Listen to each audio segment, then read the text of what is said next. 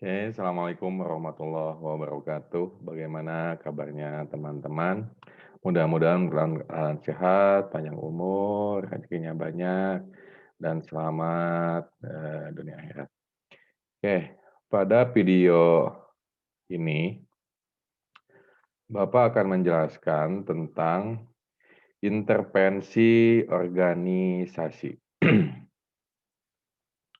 Beberapa kemampuan yang mesti teman-teman pahami adalah yaitu mampu menjelaskan tentang konsep intervensi organisasi, lalu yang kedua konsep dan contoh intervensi tim. Modul yang digunakan adalah modul BMP Pengembangan Organisasi ADPU 4441 penerbit Universitas Terbuka. Penjelasan singkat pada pertemuan ini, yaitu pada pertemuan atau sesi 4, teman-teman diajak untuk memahami apakah yang dimaksud dengan intervensi organisasi. Intervensi dalam pengembangan organisasi merupakan serangkaian kegiatan terstruktur yang di dalamnya terdapat unit-unit organisasi terpilih, kelompok atau sasaran individu yang melakukan tugas secara langsung atau tidak langsung yang dihubungkan dengan perbaikan organisasi. Pada materi 4, silakan teman-teman untuk mendownload PPT-nya dan menonton video ini. Setelah mempelajari model pengolahan perubahan organisasi, maka pada pertemuan ini teman-teman diajak untuk memahami apa yang dimaksud dengan intervensi organisasi. Menurut Wendell L. Franz dan Cecil H. Belt, intervensi pengembangan organisasi adalah organisasi merupakan serangkaian kegiatan terstruktur yang di dalamnya terdapat unit-unit organisasi terpilih, kelompok, atau sasaran individu, melakukan tugas yang secara langsung atau tidak langsung. Sasaran tugas dihubungkan dengan perbaikan organisasi. Dalam kaitan ini, kegiatan pembelajaran akan dibagi menjadi 2 fokus pembelajaran. Oke, Bapak izin untuk share screen.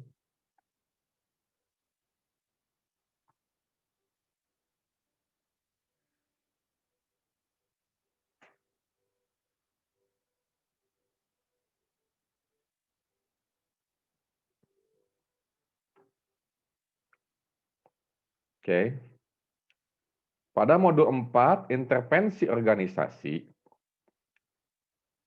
mata kuliah pengembangan organisasi ADPU 4441 yang dibuat oleh Universitas Terbuka,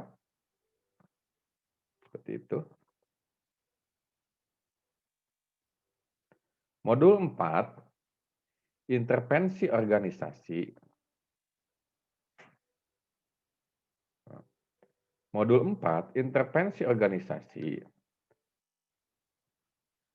Nah, capaian pembelajarannya, setelah mempelajari modul 4 ini, teman-teman diharapkan mampu menjelaskan hakikat intervensi organisasi, lalu intervensi tim. KB1, hakikat intervensi organisasi. Hal yang perlu dipersiapkan dalam proses intervensi organisasi. Jelaslah, nah teman-teman nanti diharapkan mempelajari tentang makna intervensi organisasi dan tipe-tipe intervensi organisasi. Pengertian intervensi organisasi, rencana intervensi, tipe-tipe intervensi, pendekatan dasar intervensi. Pengertian intervensi, mari kita bahas bersama-sama.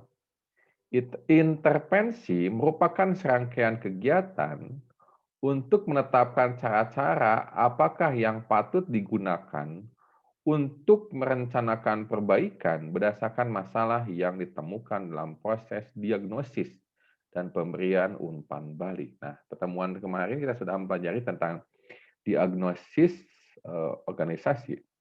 Nah, intervensi merupakan cara-cara. Nah, jadi sebuah cara-cara apakah yang patut digunakan untuk melaksanakan perbaikan berdasarkan masalah yang ditemukan. Jadi setelah ada hasil dari diagnosis organisasi, kita akan melakukan intervensi. Bagaimana cara-cara untuk memperbaiki yang sudah yang ada. Lalu yang kedua, intervensi sebagai suatu kegiatan perbaikan yang terencana dalam proses PO. Book 1982. Intervensi merupakan kegiatan yang mencoba masuk ke dalam suatu sistem tata hubungan yang sedang berjalan. Hadir berada di antara orang, kelompok, atau objek dengan tujuan membantu proses perbaikan. Argyris 1970. Nah, selanjutnya, rencana intervensi. Yang perlu diperhatikan dalam merencanakan kegiatan intervensi, yang pertama adalah kesiapan klien melakukan perubahan. Yang kedua, kepastian bahwa perubahan hasil dalam batas kekuasaan dan kewenangan organisasi. Yang ketiga, kesiapan sumber-sumber internal dalam membantu mengatur, memonitor, dan memelihara proses perubahan. TOHA 1997, modul halaman 4.7. Jenis-jenis intervensi dalam pengembangan organisasi. Terdapat beberapa jenis intervensi yang dapat digolongkan 4 jenis utama, yakni human process intervention, yang kedua structural intervention, yang ketiga human resource management intervention, nomor 4 strategic intervention. Human process intervention adalah jenis intervensi yang fokus pada peningkatan efektivitas hubungan antar manusia, atau bagaimana agar relasi antar pegawai dapat dikembangkan secara produktif. Contoh intervensi dalam tipe ini adalah sebagai berikut. Yang pertama adalah proses consultation. Intervensi yang berfokus pada hubungan antar personal dan dinamika sosial yang terjadi dalam kelompok kerja. Yang kedua, team building. Intervensi ini membantu kelompok kerja menjadi lebih efektif dalam memenuhi tugasnya. Yang kedua, structural intervention adalah jenis intervensi yang fokus dan perubahan struktur dan desain organisasi. Struktural design, kedua downsizing, regenerating. Yang pertama, struktural design. Proses perubahan ini menyangkut pembagian tugas dalam organisasi berwujud dalam bentuk reorganisasi dan restrukturisasi. Yang kedua, downsizing. Intervensi ini bertujuan menurunkan biaya dan birokrasi dengan cara memangkas ukuran organisasi, baik dari sisi jumlah, posisi, ataupun jumlah kerja. Yang ketiga, regenerating. Intervensi ini mendesain ulang secara radikal proses pekerjaan inti organisasi untuk menciptakan untuk unjuk kerja yang lebih responsif. Yang ketiga, HR Management Intervention adalah jenis intervensi yang berfokus pada perubahan dan kebijakan dan sistem manajemen SDM, antara lain manajemen kerja, perencanaan karir, sistem penghargaan. Seperti itu. Manajemen kinerja, intervensi ini bertujuan untuk mengintegrasikan kinerja karyawan dengan sasaran strategis perusahaan, serta mekanisme reward atas prestasi kerja. Perencanaan karir, intervensi ini membantu orang untuk memilih jalur karir dan mencapai tujuan karir mereka. Yang ketiga, sistem penghargaan. Intervensi ini bertujuan untuk merubah sistem penghargaan reward guna meningkatkan kepuasan dan kinerja karyawan.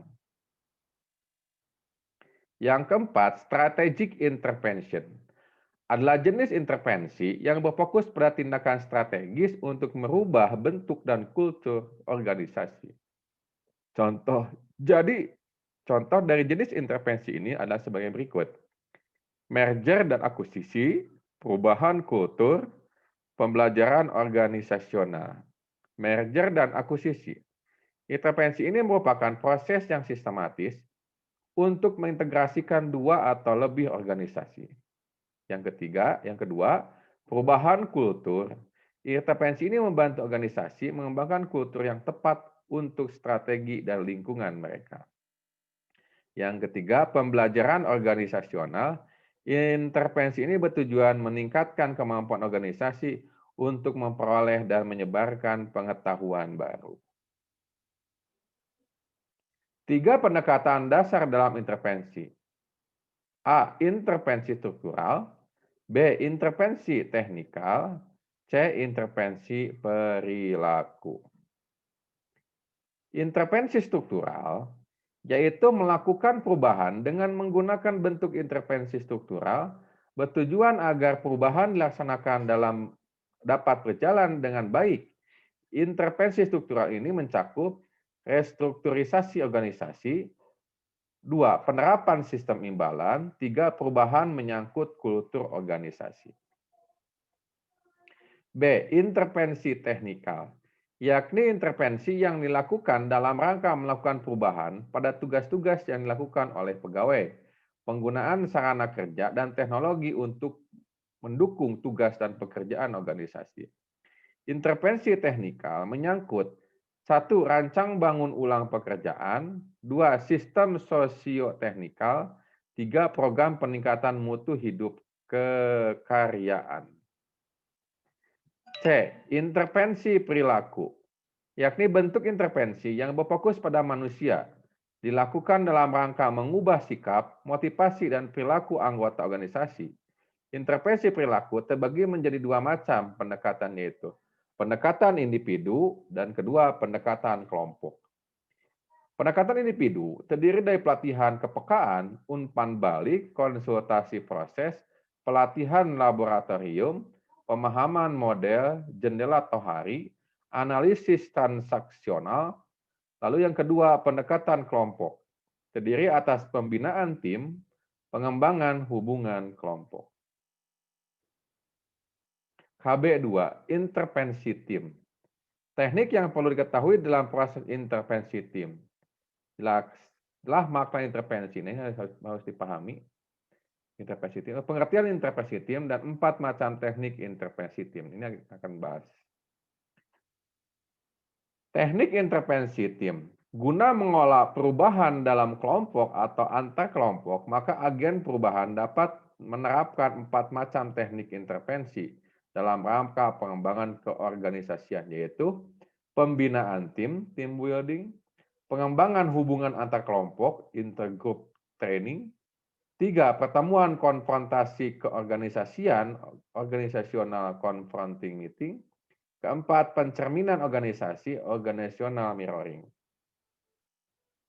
Oke, terima kasih kepada teman-teman. Silakan untuk membaca modul yang sudah disiapkan atau teman-teman membaca dari referensi lain. Oke, terima kasih.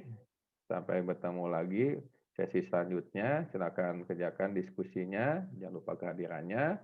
Salam buat keluarga di rumah. Semangat selalu, sukses selalu. Assalamualaikum warahmatullahi wabarakatuh.